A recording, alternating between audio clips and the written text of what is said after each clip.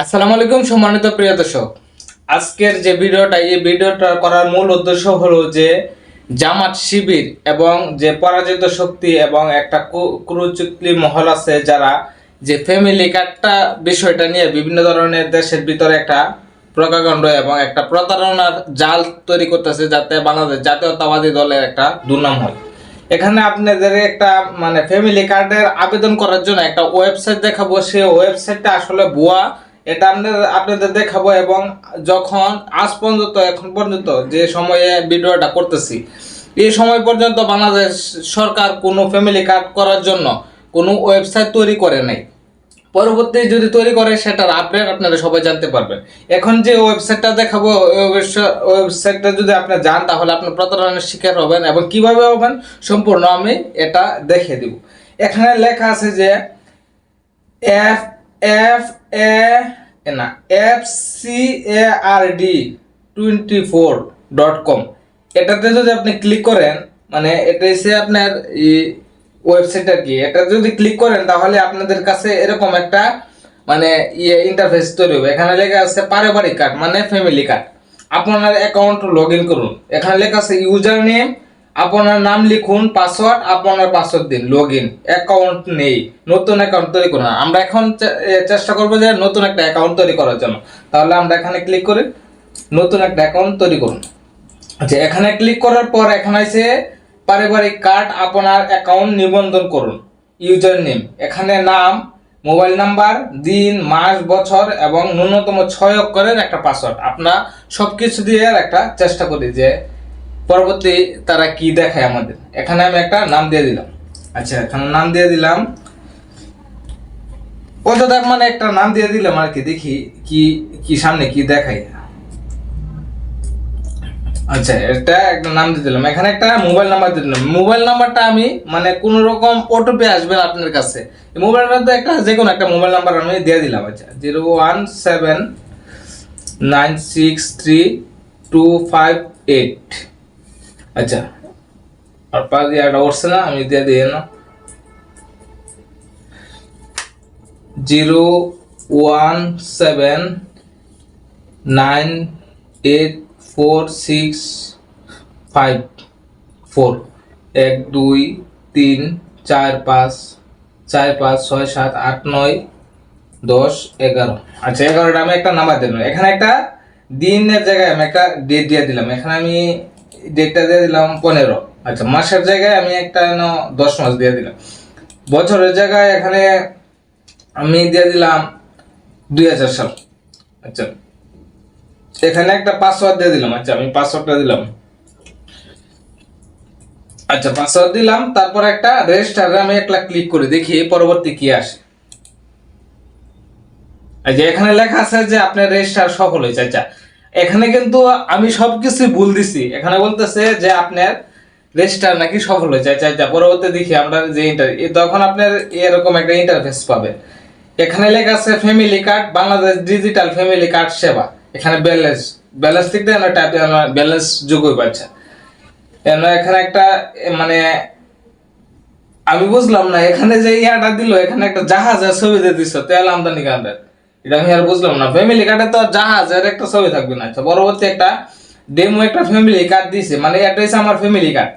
এখানে দেখেন লেখা আছে ফ্যামিলি কার্ড, তা মাস, বছর, তারিখ এরকম একটা মেয়াদ লেখা আছে। এখানে আপনার নাম, যে নামটা দেবেন এই নামটা লেখা থাকবে, বছর বছর লেখা থাকবে, মেয়াদ লেখা থাকবে এবং স্ট্যান্ডার্ড ইন্ডিভিজুয়াল লেখা থাকবে।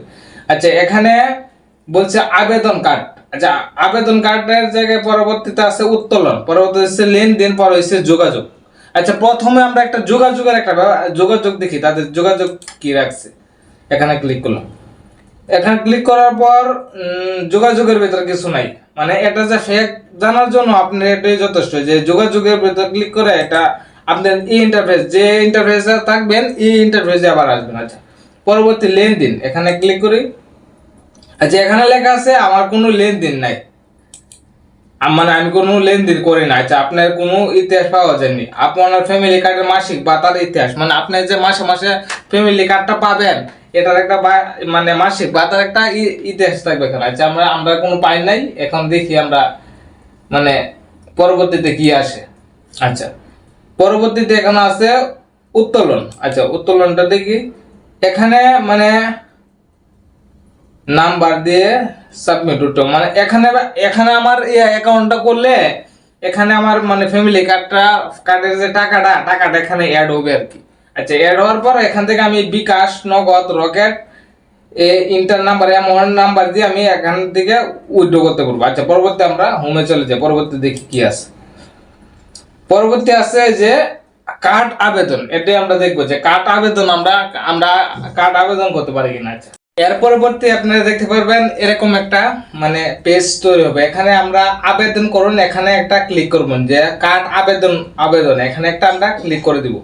ক্লিক করে দেওয়ার পর এখানে আপনি লেখা দেবে আবেদন ফর্ম। এখানে আপনার নাম এবং এখানে নির্বাচিত করে যে কয়জন সদস্য আপনি এটা নির্বাচন করে আবার আবেদন করুন, এখানে একটা ক্লিক করবেন। পরবর্তী আপনাকে এরকম একটা পেজে নিয়ে আসবে। এখানে লিখবে যে পরিবারের সদস্য এতজন, মাসিক ভাতা পাবেন 2500 জন এবং আবেদন ফি আপনাকে ফি দিতে হবে 500 জন। পরে এগিয়ে যান, এখানে একটা ক্লিক করবেন।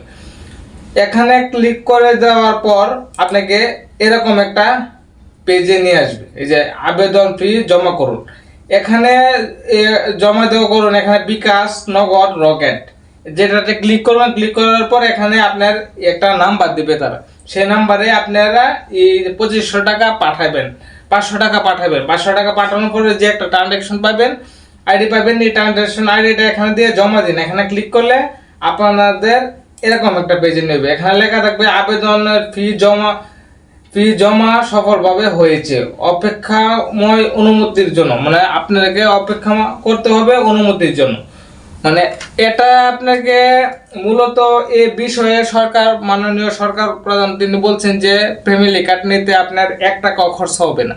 সেখানে সে 2500 টাকা নিতে গিয়া সে বলছে যে এটাকে 500 টাকা দিতে হবে। এটা একটা জামাত এবং জামাতের যে বিরোধী পার্টি জামাত শিবিরের একটা মানে ফেক একটা আইডি খুলে বাংলাদেশের যে মানহানি এবং বাংলাদেশ জাতীয়তাবাদী দলের একটা দুর্নাম করার জন্য এটা একটা করার জন্য। আমি আপনার এক্সাম্পল দেখাই, যখন আমি এটাতে আবেদন করবো, আমি 500 টাকা দিব। দেওয়ার পর যদি আমি মনে করি যে আমি ফ্যামিলি কার্ডটা হাতে পাইলাম না, অবশ্যই আমি বাংলাদেশ সরকারের বিরুদ্ধে আমি কথা বলবো এবং সরকারকে আমি দোষারোপ করব। মূলত এই কাজটা করার জন্য তারা এই সেটআপটা তৈরি করছে। মূলত এটা ফেক। বাংলাদেশ জাতীয়তাবাদী দল তথা গণপ্রজাতন্ত্রী বাংলাদেশ সরকার এখন পর্যন্ত অনলাইনে এই ফ্যামিলি কার্ড আবেদন করার জন্য কোনো প্রক্রিয়া চালু করে না। যদি চালু করে আমি ভিডিও দেব, পরবর্তী আপনারা এখানে করবেন এবং আপনারা জানতে পারবেন বিভিন্ন আপনার জানতে পারবেন যে আছে টিভি চ্যানেল আছে, নিউজ চ্যানেল আছে, এগুলো থেকে আপনারা জানতে পারবেন। এই ধরনের আইডি এবং এই ধরনের যে ওয়েবসাইট থেকে সবাই বিরত থাকবেন। আর বিরত থাকলে ভালো হবে, না হলে আপনাদেরই লস হবে। ভিডিওটা সবাই শেয়ার করে দিবেন, যারা অন্যরা দেখে এই বিষয়টা ধারণা এবং উপকৃত হতে পারে। ধন্যবাদ সবাইকে। আসসালামু আলাইকুম।